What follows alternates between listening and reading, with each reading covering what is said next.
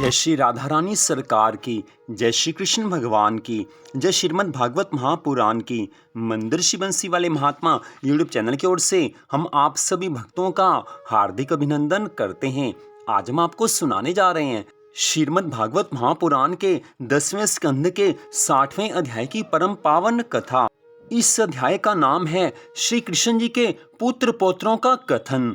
बोल श्री राधा कृष्ण भगवान की जय। बोल श्रीमद् भागवत महापुराण की जय। श्री सुखदेव जी महाराज आगे की कथा का वर्णन करते हुए कहने लगे हैं कि हे राजा परीक्षित, इस प्रकार श्री मदन मोहन जी 16,108 रानियों के साथ द्वारिका में गृहस्थ धर्म का पालन करने लगे हैं। सभी रानियां मन वचन कर्म से उनकी सेवा करती थी। उन सभी रानियों के 10-10 अत्यंत सुंदर श्याम वर्ण पुत्र और परम सुंदरी एक कन्या उत्पन्न हुई है। उनका इतना वंश बढ़ा कि उसकी कोई गणना नहीं की जा सकती। हे राजा परीक्षित, अब हम श्री कृष्ण जी की संतानों के नाम कहते हैं। सुनो, रुक्मिणी से प्रद्युम्न, अनिरुद्ध आदि, सत्यभामा से सत्यभानु और सुभानु आदि, जामवती से सांब आदि, कालिंदी से श्रुत कवि आदि, नागनजीति से वीर आदि, लक्ष्मणा से प्रघोष आदि, मित्रविंदा से वृक आदि तथा भद्रा से संग्रामित आदि पुत्रों का जन्म हुआ है। प्रद्युम्न के पुत्र का नाम अनिरुद्ध हुआ है।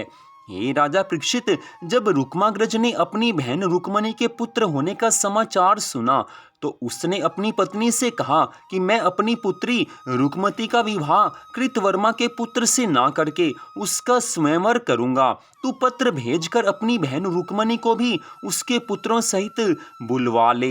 ये सुनकर उसने एक ब्राह्मण के हाथ पत्र भेजकर रुक्मिणी को अपने यहाँ बुलाया है। वसुदेव जी से आज्ञा लेकर रुक्मिणी अपने पुत्र प्रद्युम्न सहित रुक्माग्रज के नगर भोजकट को गई। रुक्माग्रज ने रुक्मिणी को देखकर बहुत प्रसन्नता पूर्वक स्वागत सम्मान किया और उसकी पत्नी ने रुक्मिणी के पांवों पर अपना मस्तक रखकर इस प्रकार कहा है कि हे ननद जी, जब से हमारे नंदोई आपको हर कर ले गए हैं तब से आप आज यहाँ आई हो, इसलिए अब आप कृपा करके अपने पुत्र प्रद्युम्न के साथ मेरी कन्या का विवाह करना स्वीकार कर लो।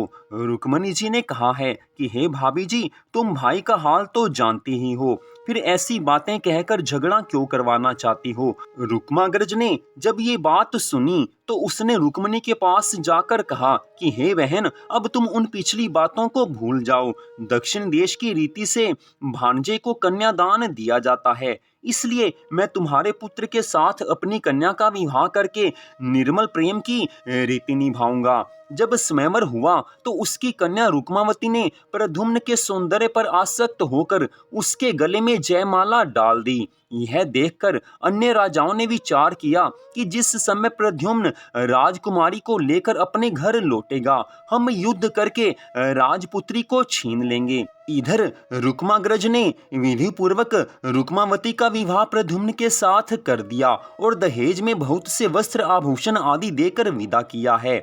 जब रुक्मिणी प्रद्युम्न और अपनी पुत्र वधू को साथ लेकर घर की ओर लौटी तो उसी क्षण मार्ग में सब राजाओं ने उन्हें घेर लिया, परंतु प्रद्युम्न ने अपने बाणों द्वारा उन सबको मार भगा दिया।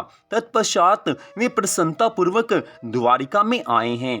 उस समय वहां पर घर घर मंगलाचार हुए हैं और आनंद उत्सव मनाया गया है। हे राजा परीक्षित, कुछ समय पश्चात रुक्मावती के गर्भ से अनिरुद्ध नामक एक परम तेजवान और रूपवान पुत्र का जन्म हुआ। उसके जन्मोत्सव पर वसुदेव जी ने हर्ष पूर्वक ब्राह्मणों और याचकों को बुलाकर बहुत सा दान दिया है। तदुपरांत जब ज्योतिषियों को बुलाकर उनसे ग्रह पूछे तो उन्होंने ये उत्तर दिया कि हे वसुदेव जी, यह पुत्र महान तेजस्वी और 14 विधा निधान होगा तथा यह अनिरुद्ध नाम से विख्यात होगा। यह बालक चंद्रमा की कला के समान प्रतिदिन बढ़ेगा। जब रुक्माग्रज को ये खबर मिली कि उसके देवता हुआ है तो उसने एक ब्राह्मण के हाथों बहुत सा धन, वस्त्राभूषण आदि भेजकर श्री कृष्ण जी को ये पत्र लिखा कि मैं अपनी पोत्री का विवाह आपके पौत्र के साथ करूंगा।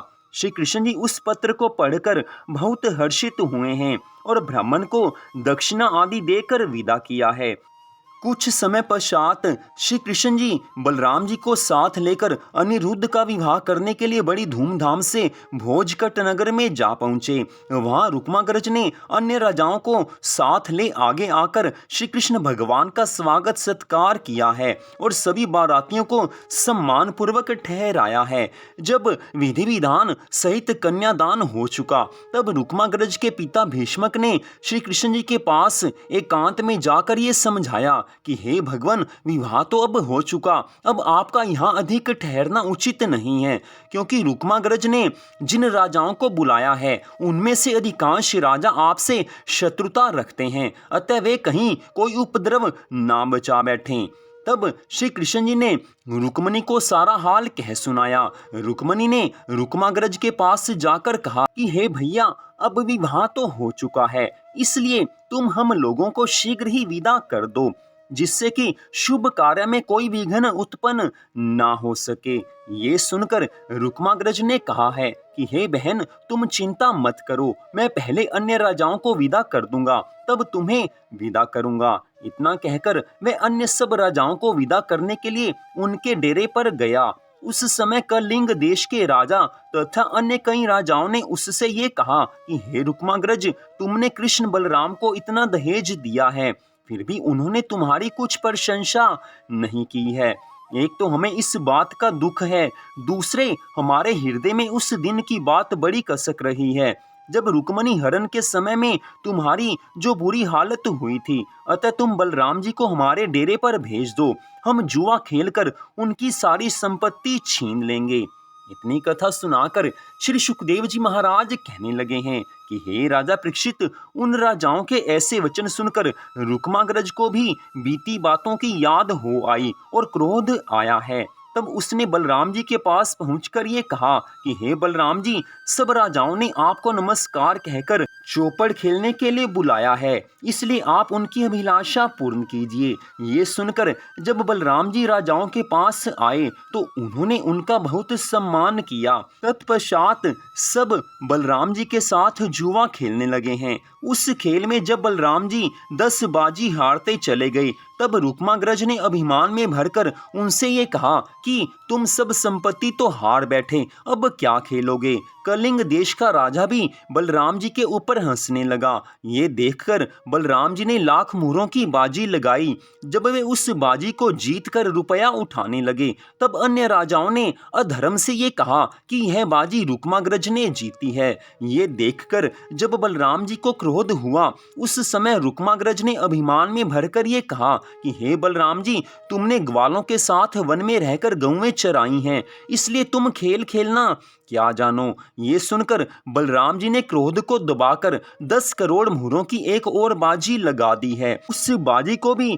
झूठ बोलकर सब राजाओं ने उसे रुक्माग्रज को जिताना चाहा। तो उस समय बलराम जी ने क्रोध करके ये कहा कि हे रुक्माग्रज, तुमने रिश्तेदारी करके भी हमसे शत्रुता नहीं त्यागी, इसलिए अब चाहे रुक्मणी भला माने या बुरा माने, मैं तुझे मारे बिना नहीं छोड़ूंगा। इतना कहकर बलराम जी ने अपने हल मूसल द्वारा रुक्माग्रज को मार डाला।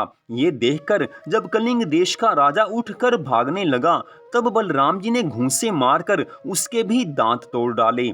इसी प्रकार किसी के हाथ तो किसी के पांव उन्होंने तोड़ दिए। तदुपरांत बलराम जी ने श्री मुरली मनोहर के पास आकर सब वृतांत कह सुनाया। फिर वे दोनों भाई दूल्हा दुल्हन रुक्मणी तथा सब बारातियों को साथ लेकर वापस द्वारिका में आए हैं। तब द्वारिका में अत्यंत प्रसन्नता हुई है, घर घर मंगलाचार हुए हैं। तो यहीं पर श्रीमद् भागवत महापुराण की आज की इस कथा का विश्राम होता है। मंदिर बंसी वाले महात्मा यूट्यूब चैनल की ओर से आज की इस कथा को सुनने के लिए आप सबका हार्दिक धन्यवाद। आप सबसे छोटा सा निवेदन, वर्ष 2022 में ज्येष्ठ मास के शुक्ल पक्ष की निर्जला एकादशी के व्रत से संबंधित बहुत सारी वीडियो हमारे चैनल पर आने वाली हैं। निर्जला एकादशी का व्रत किस दिन आ रहा है और निर्जला एकादशी के व्रत के दिन कौन कौन से शुभ कर्म करने चाहिए और निर्जला एकादशी के व्रत के दिन क्या पानी पिया जा सकता है या नहीं पिया जा सकता, किस अवस्था में पानी पिया जा सकता है, ये सारी जानकारी हमारी वीडियो में दी जाएंगी। और भी बहुत विशेष जानकारियां जो कि निर्जला एकादशी के व्रत से संबंधित हैं, वो वीडियो हमारे चैनल पर आने वाली हैं। तो कृपया उन वीडियो को भी हमारे चैनल पर जरूर देखें और हमारे मंदिर श्री बंसी वाले महात्मा यूट्यूब चैनल को आप सब्सक्राइब कर लीजिए ताकि आप बाकी सभी वीडियो भी आप देख सकें। तो आज की इस कथा को सुनने के लिए आप सबका फिर से धन्यवाद। भगवान श्री राधा कृष्ण जी की श्रीमद् भागवत महापुराण की अनंत कृपा सदा आप सब पर, आपके परिवार पर बनी रहे, इसी मंगल कामना के साथ जय श्री राधा रानी सरकार की, जय श्री कृष्ण भगवान की, जय श्रीमद् भागवत महापुराण की, जय श्री सुखदेव जी महाराज की। जय जय श्री राधे, जय जय श्री राधे, जय जय श्री राधे श्याम।